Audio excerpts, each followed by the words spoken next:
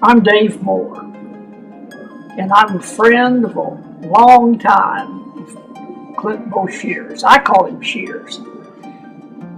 I met Shears when he was a quarterback at Little Rock High School. We were both 16 years old, and I just moved to Little Rock from Tulsa. And we were best buddies ever since then.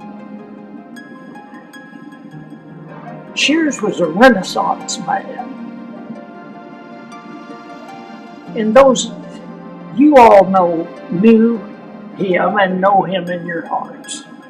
And you know that he was a Renaissance man. He was lucky in that he was born with a super high IQ. But he also knew what to do with that good sense. He always went the extra mile. As I said, he was quarterback at Little Rock High School.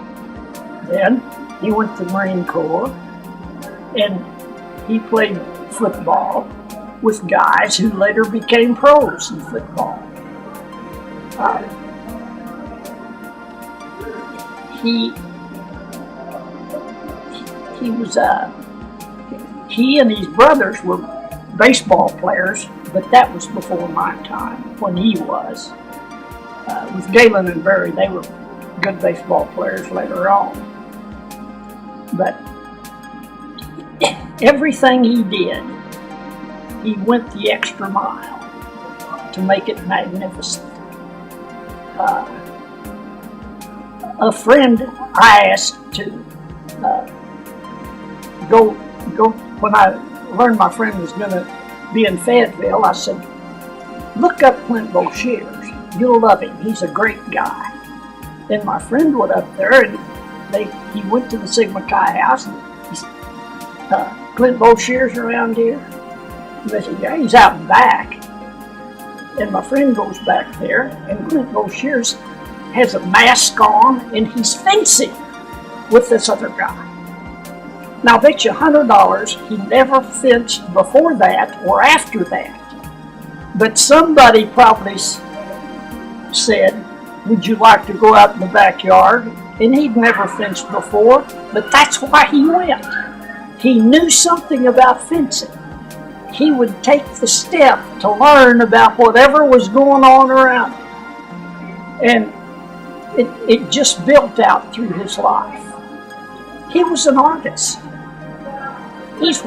When he and Cynthia were married, she was an artist, really, really accomplished.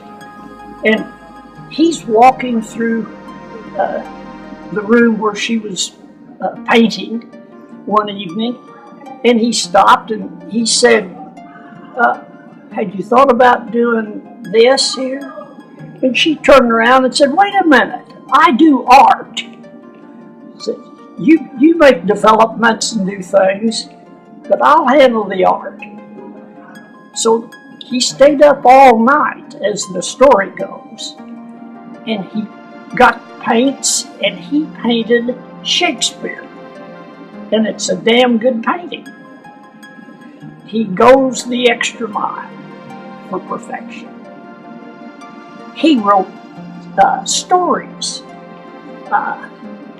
He even wrote music that Cynthia's aunt, who was a music teacher in a college at Arkadelphia, she took the music that he composed and played it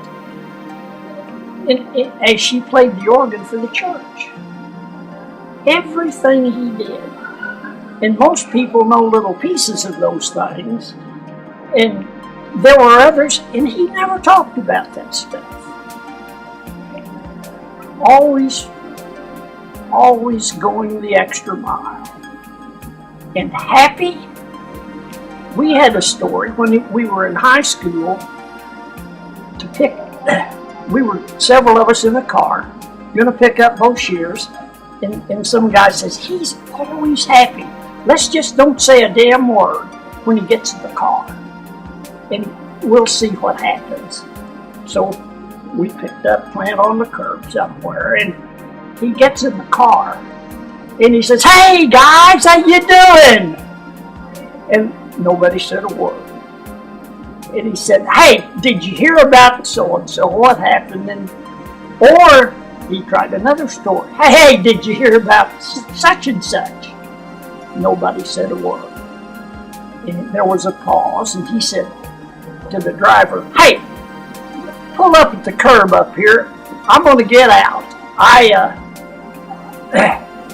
I'll just see you guys later." And we all broke out in laughter and told him what we had done. Oh, he thought that was great. And I have a theological friend in Tulsa, and he made a comment one time.